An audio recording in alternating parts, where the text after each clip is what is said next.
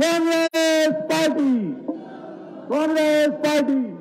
हमारे एआईसीसी के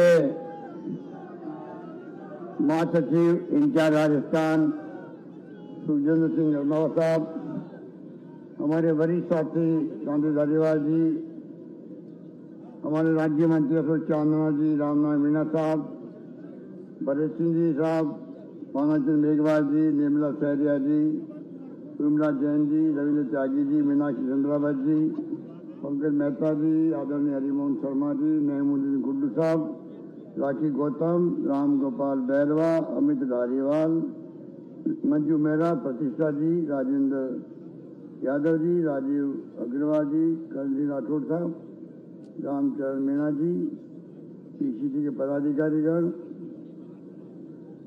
डीसीसी के ब्लॉक के हमारे अध्यक्षगण, पदाधिकारीगण, अन्य हमारे तमाम मेरे प्यारे कार्यकर्ताओं, भाइयों और बहनों, नौजवान साथियों, आपको सब बातें मेरे पूर्व वक्ताओं ने बहुत अच्छे ढंग से बताई है।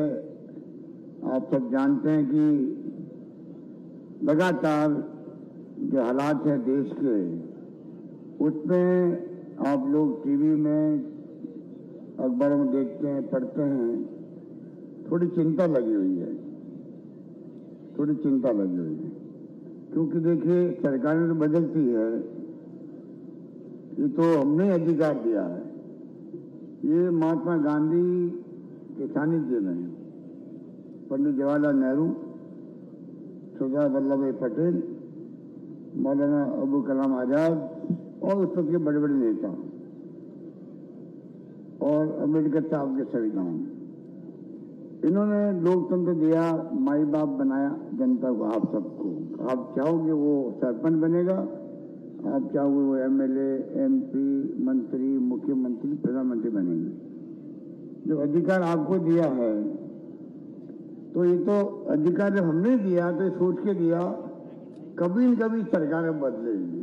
जरूरी नहीं कि हमेशा कांग्रेस का राज्य रहेगा। उन नेताओं की दूरदृष्टि थी, देश हित में क्या है। ये देश अनेकता में एकता वाला है।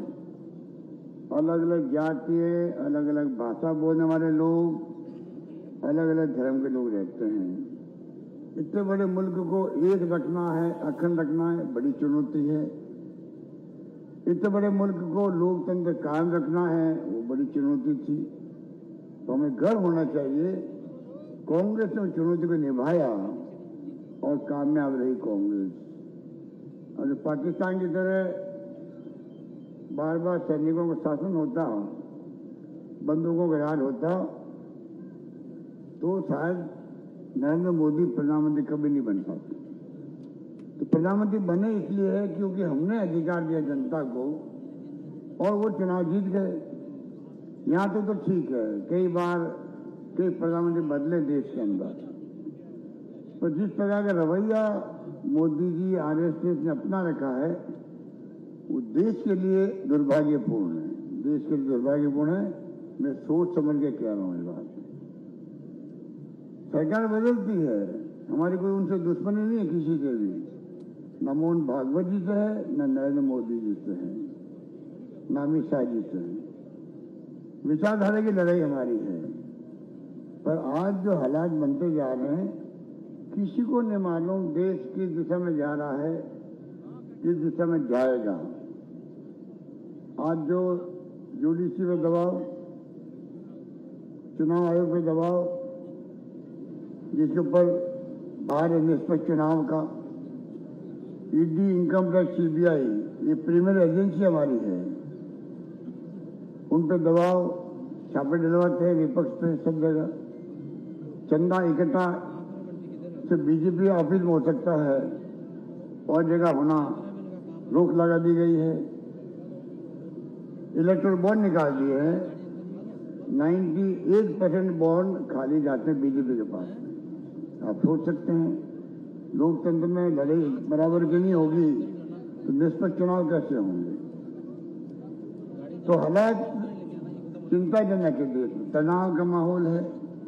राहुल गांधी की जो यात्रा थी, आपने जम के स्वागत किया, उसके लिए मैं आपको धन्यवाद देता हूं कि कोटा डिवीजन में, कोटा जिले में जो आप लोग सड़कों पर आए, हमारी बहनें माता बैठी हुई है, सब आए थे। उनका मुद्दे क्या थे? उनके मुद्दे ये थे कि आम जनता को, हमारी बहनें माता बैठी है, महंगाई ने कमर तोड़ दी हमारी, इतनी भयंकर महंगाई, बेरोजगारी बहुत भयंकर है, नौकरी मिल नहीं लोगों को। हमने हालांकि फिर भी 3 लाख 3.5 लाख नौकरी लगा रहे हैं, जो कि इतिहास बन रहा है।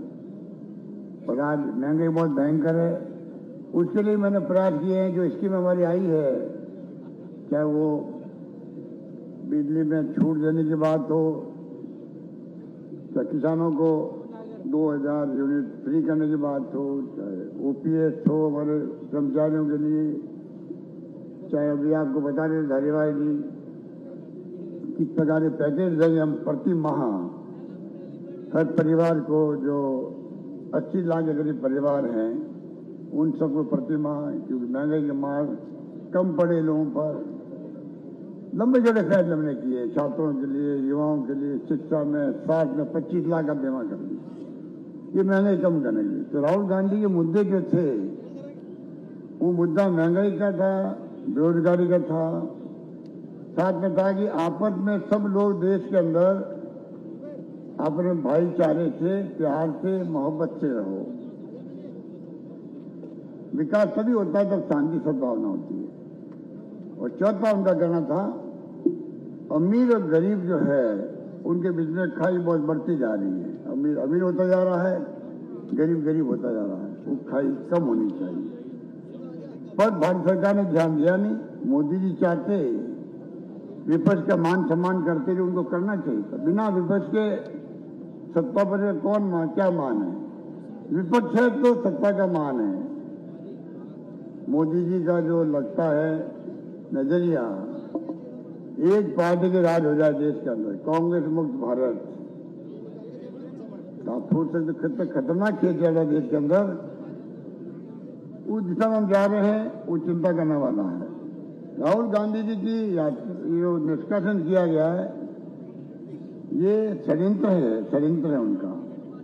क्योंकि वो बोलते थे, जब यात्रा निकली तो इतनी शानदार निकली, इतना पूरे देश में लाखों लोग आए यात्रा में, उससे सरकार घबरा गई। पहले उनकी इमेज खराब की गई थी, कुछ समझते नहीं है, क्या कमेंट करते हैं सोशल मीडिया में, सब धुल गया। उनकी जो पर्सनालिटी उभर के आई, उससे घबरा करके उसी दिन से षड्यंत्र शुरू हो गया। मौके की तलाश से कभी माइक बंद कर दो, हाउस के अंदर बोलने मत दो। कभी आप लंदन में जाके आए तो आपने देश विरोधी बात करके आ गए, जबकि कोई बात ऐसी थी नहीं। हाउस में आप बोलने दो नहीं उनको, उनके ऊपर आरोप लगाओ एक तरफा मंत्री लोग। मैं भी 5 बार आऊं एमपी, बताइए, नियम है, आरोप लगते हैं तो जवाब दिया जाता है। वो गए आपके यहीं के लोकसभा के मेंबर ओम बिरला जी के पास में। ओम बिरला जी खुद दबाव में काम करते हैं। अभी मैंने कहा एयरपोर्ट पे मीडिया वालों को, ओम बिरला जी ड्यूटी थी कि वो राहुल गांधी को बोलने के लिए समय देते हैं, उसकी बजाय सत्ता में बैठे लोग ही हो अल्लाह करते रहे, माफी मांगो माफी मांगो माफी मांगो। अरे बोलने तो दो, बोलने के बाद में कहना कि हम संतुष्ट नहीं हैं आपकी बातों से, इसलिए माफी मांगो। आप जिस इंसान को बोलने दे ही नहीं रहे हो, माफी क्यों मांगे वो, और क्यों मांगे माफी? तो कहने का मतलब यह है कि ओम बिरला जी दबाव में काम कर रहे हैं। स्पीकर बनने के बाद में उनका तेवर दूसरे होने चाहिए थे। अगर उनको अपनी मान मर्यादा का ख्याल था, रास्ता में ख्याल था, तो सीपी जोशी, हमारे डॉक्टर सीपी जोशी स्पीकर है, आप देख लीजिए पक्ष विपक्ष को वो किस रूप में डील करते हैं हाउस के अंदर। कोई विपक्ष का आदमी नहीं कह सकता हमारा अन्याय हुआ, हमें बोलने नहीं दिया। इसमें उसको कहते हैं, वो पार्टी का मेंबर नहीं रहता है। और ओम बिरला कोई बीजेपी के मेंबर नहीं है, पता नहीं इस्तीफा दिया नहीं दिया। इस्तीफा नहीं दिया तो आप याद दिला उनको, इस्तीफा अभी दे दे।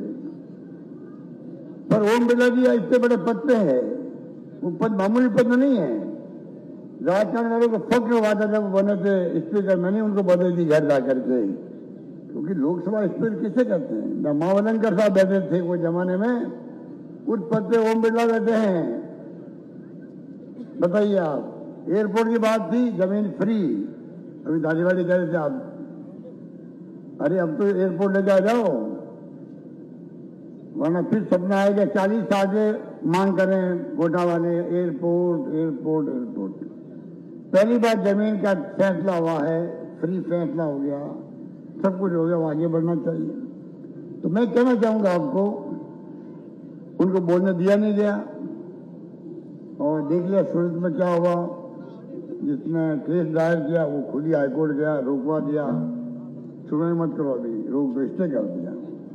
और जब समय अनुकूल था तब जाके कहा नहीं अब आप छूट दे दीजिए, फैसले का नहीं। 1 महीने में फैसला हो गया। 2 साल की सजा आज तक इतिहास में किसी को नहीं हुई ऐसे केस के अंदर, इन्हीं को हुई है। राहुल गांधी कहते 20,000 करोड़ के हिसाब से प्रधानमंत्री मोदी जी, अमित शाह जी, ये पैसा किसका था? कोई हिसाब नहीं। तो कहने का मतलब यह है कि जो कुछ भी हो रहा है देश के अंदर वो उचित नहीं है, लोकतंत्र के लिए उचित नहीं है। हम चाहते हैं कि आने वाली पीढ़ियों को हम लोग ये देश जो सपना देखा था महात्मा गांधी ने, उत्पन्न नेताओं ने, आजादी जंग के अंदर भाग लिया था तो कांग्रेस नेताओं ने लिया था, त्याग बलिदान कुर्बानियां, जब हम बंद रहे थे पंडित नेहरू 10-12 साल तक जेल बंद रहे। ये आज सत्ता बैठे इनके लोगों ने तो अपनी उंगली भी नहीं कटाई है देश के लिए। बड़ी बड़ी राष्ट्रवाद की बात करते हैं, हिंदू की बात करते हैं। क्या हम लोग यहाँ बैठे हिंदू नहीं है क्या? हम गाय की सेवा नहीं करते क्या? ज्यादा आप ज्यादा सेवा करते हैं। हमने गाय का निदेशालय खोल दिया, 9 महीने का 12 महीने का हम दे रहे हैं, गौशालाओं को अनुदान दे रहे हैं। अभी लंपी रोग आ जाए तो मैंने घोषणा कर दी 40,000 रुपये मिलेंगे। एक गाय जिसकी गाय मर गई 40,000 देंगे हम उसको। गायों का बीमा कर दिया हमने, 2 गाय को बीमा 40,000 का प्रीमियम हम भरेंगे, जिसकी आमदनी नहीं उनका। तो सब कुछ हम कर रहे हैं, और हिंदू हिंदू हिंदू राष्ट्र की बात करके जैसे कि बाकी लोग तो राष्ट्रवादी है ही नहीं। ये जो तरीका अपना रखा ये बहुत खतरनाक तरीका है। और आप बता दिए अमृतपाल, उसकी हिम्मत कैसे हो गई कहने की? अचानक तो कहां से तो आ गया व्यक्ति पंजाब के अंदर, अरे हम भुगत चुके हैं आतंकवाद को, पंजाब के आतंकवाद को, देश भूला नहीं है। खालिस्तान की बात की गई थी, इंदिरा गांधी की महिला थी, प्रधानमंत्री पद देते उनका सीना छलनी कर दिया गोलियों से, तो खालिस्तानी बनने दिया उन्होंने। याद करो, खालिस्तानी बन पाया उस वक्त में। और वो व्यक्ति कह रहा है अगर नरेंद्र मोदी जी, अमित शाह जी और मोहन भागवत जी बात कर सकते हिंदू राष्ट्र बनाने की धर्म के नाम पर, हम लोग सिख हैं, हम क्यों नहीं खालिस्तान की बात कर सकते हैं? अब आप सोच लीजिए, इतना बड़ा खतरनाक स्टेटमेंट उसका आया है, क्या उस पर ध्यान नहीं जाना चाहिए केंद्र सरकार का? मेरा मानना केंद्र सरकार को और राज्य सरकार को, पंजाब की पहला काम ये करना चाहिए कि इस मुद्दे को निपटाना चाहिए। कोई परवाह नहीं है, वो घमंड अहम में चल रहे वो लोग। विपक्ष को बहुत बुरा भला करना उनको अच्छा लगता है। प्रधानमंत्री जैसे पद पे, प्रधानमंत्री किसे कहते देश का, वो कहता है कि विपक्षी पार्टियों के जो करप्ट लोग हैं उन्होंने गिरोह बना दिया है देश के अंदर। आप बताइए, अगर आप इस प्रकार विपक्ष को बदनाम करोगे प्रधानमंत्री पद पे रहते हुए, आपका सम्मान बढ़ेगा क्या? सम्मान बढ़ेगा आपका? तो हालात मैंने कहा आपको बहुत गंभीर है, बातें कही उतनी कम है, तो आप लोग सब समझदार हैं। खाली मैं आपको यही कहना आया हूं, हमें हमारी जो वर्तमान पीढ़ी, जो नौजवान हैं, उनके कंधों पर भार आएगा कल देश का, और जो आने वाली पीढ़ी हैं उसको हम देश का लोकतंत्र मजबूत करके जाएं। दुनिया भर में आज मान सम्मान होता है। मैंने नरेंद्र मोदी जी को खुद को कहा था उनकी उपस्थिति के अंदर बांसवाड़ा के अंदर अभी 3-4 महीने पहले।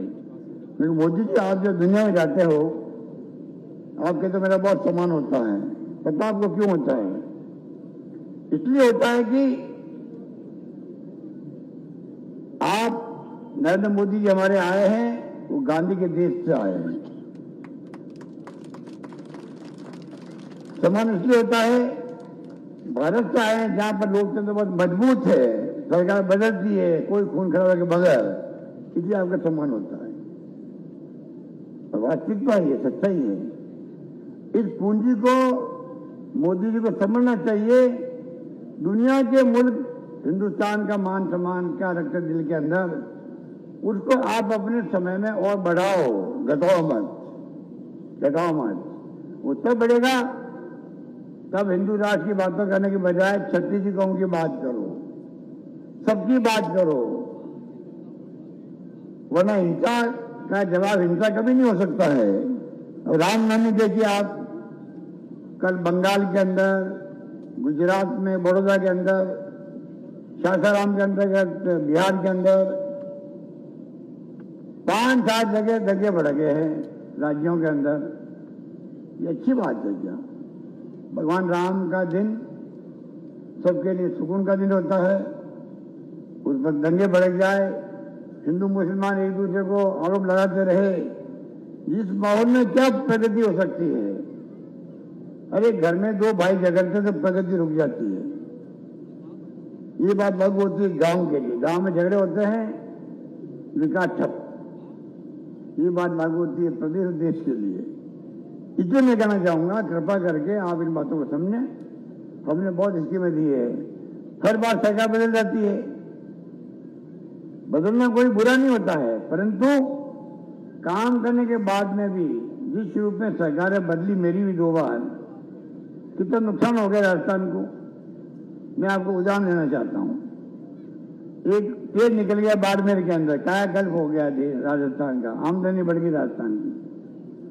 मैं वहां रिफाइनरी लगवा रहा हूँ, रिफाइनरी 40,000 करोड़ की रिफाइनरी है, पेट्रोकेमिकल कॉम्प्लेक्स आज बन रहा है, जिससे ये प्लास्टिक आधारित हजारों इकाई लगाएगी वहां।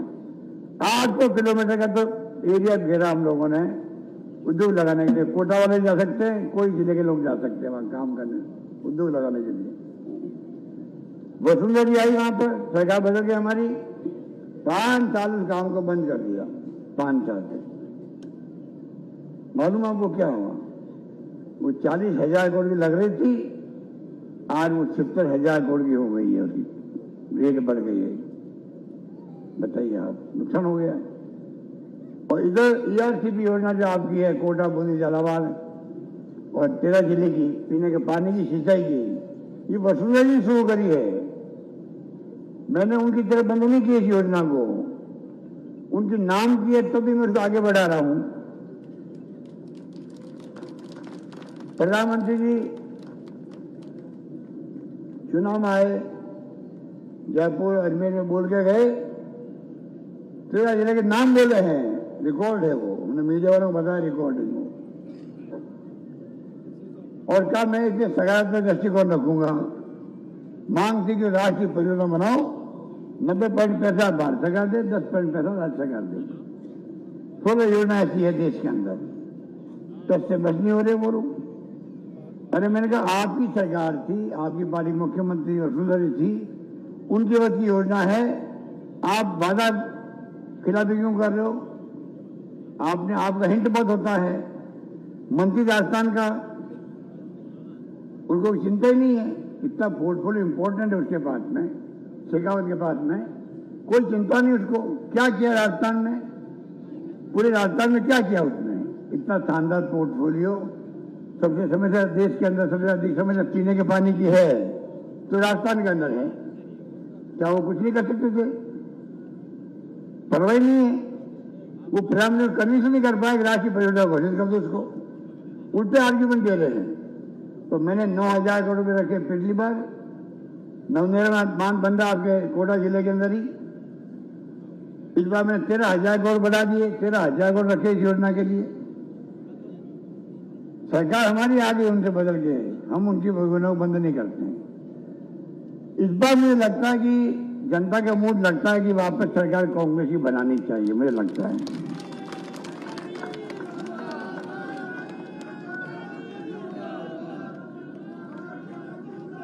इतनी योजना दी हमने, ये हमारी बहनें माता बैठी हुई है, आप हर परिवार को कोई को फायदा मिला इस बार। बिजली की दरें हमने कम कर दी, सबके लिए कम कर दी, और जो 100 यूनिट फ्री की है उससे मालूम है वो 1 करोड़ 4 लाख लोगों का बिल जीरो आएगा। अब जीरो बिल आएगा, 1 करोड़ 4 लाख।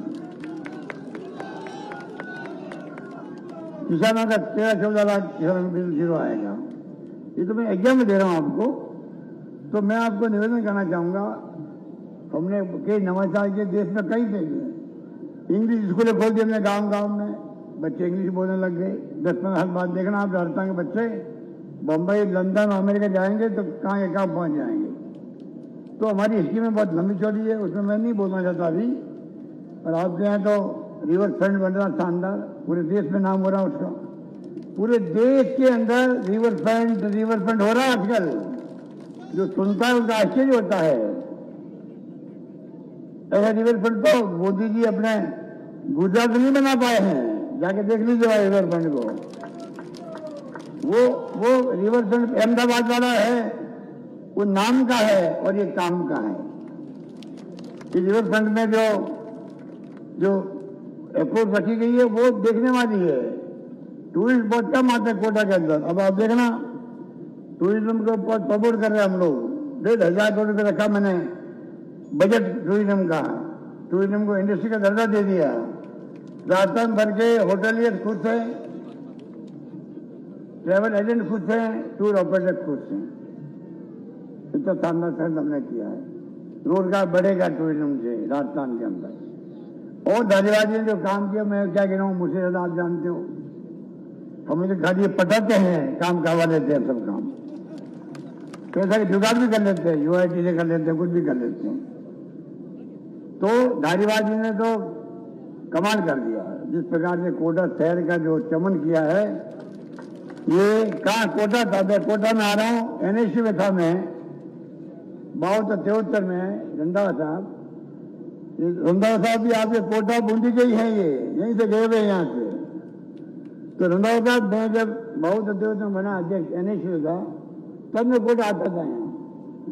हमारे मित्र थे रामकृष्ण वर्मा जी, आप तो दुनिया में नहीं रहे। तो मैं आता था तो देखता था यहाँ कोटा कुछ है ही नहीं। अब ये बैठा देखो, कोटा का आर्किटेक्ट बैठा है। कोटा के आर्किटेक्ट के रूप में काम किया धारीवाल जी ने, और पूरा कागज कर दिया है। बिना लाइट के आपके कई जगह पे रुकने की जरूरत नहीं है। ऐसा मेरे ख्याल से हिंदुस्तान में बहुत कम जगह होगा, राजस्थान में कहीं पे नहीं मेरे ख्याल से। आप सोच सकते हो कोटा जिस तेज गति से प्रगति कर रहा है, उससे और शहरों को प्रेरणा लेनी पड़ेगी, ये मैं कह सकता हूं, और शहरों को भी। तो मैं आपको कहना चाहूंगा, यहाँ अंडर ब्रिज, ओवर ब्रिज सब कुछ हो गया है। बड़ा सुकून मिलता है कोटा आने में, मुझे तो मिलता ही है। जो टूरिस्ट आएगा देश विदेश से, आप देखेंगे कि कोटा का नाम देश के बाहर भी जाएगा। इस प्रकार का शानदार हुआ है आपका रिवर फ्रंट, और आने वाले वक्त में चर्चा देखेंगे आप और जगह होगी। तो लंबी बात मुझे नहीं जानी है, आपको मैं इतना कहना चाहूंगा कि एक बार वापस सरकार को मौका दो। आप दोगे इस बार तो मौका मिलेगा ना। तो ये योजना जो है, देखिए, मैं तो मेरी बचपन से ही मैं अपने जिंदगी के एक एक पल आप लोगों के प्रदेशवासी सेवा में बिता रहा हूं, जिंदगी में बचपन से ही। आगे मैं कोई पद पे रहूं या नहीं रहूं, पर मेरा हर पल आपकी सेवा में जाएगा, इतना मैं कह सकता हूं। तो मैं कहना चाहता हूं आपको, आप सुन लीजिए, स्कीमें जो हमारी है, मुझे चिंता उसकी नहीं है, मेरी चिंता नहीं है। चिंता मुझे मेरी नहीं है, चिंता मुझे ये है, अगर सरकार कांग्रेस की नहीं बनी तो ये लोग जो हैं ओपीएफ भी बंद कर देंगे, तो केंद्र सरकार अभी नहीं कर रही है। कर्मचारियों की इतनी शानदार योजना है ये ठप कर देंगे। एक उदाहरण देकर मैं अपनी बात समाप्त करता हूं। बद्रीनाथ केदारनाथ ये हिंदुत्व की बात करते हैं। आपको मालूम वहां पे कितना भयंकर तूफान आ गया था, लोग मारे गए थे, माँ बाप मर गए थे, बच्चे जो थे उनको भी नौकरी लगाने का फैसला किया। 15-17 बच्चे की नौकरी लग गई थी, बाकी लग रही थी, सगा बदल गई। आपको जाके दुख होगा, स्कीम बंद कर दी, नौकरी लगी हुई थी उनको वापस निकाली, नौकरी से निकाल दी। अभी मैंने कहा है कि कोरोना का शानदार मैंने प्रबंधन किया है, शानदार प्रबंधन कोरोना का किया। ऑक्सीजन की कमी नहीं आने दी राजस्थान के अंदर, लोगों की जानें बचाई। फिर भी कहीं चले गए लोग दुनिया से, उनके जो अनाथ बच्चे हैं।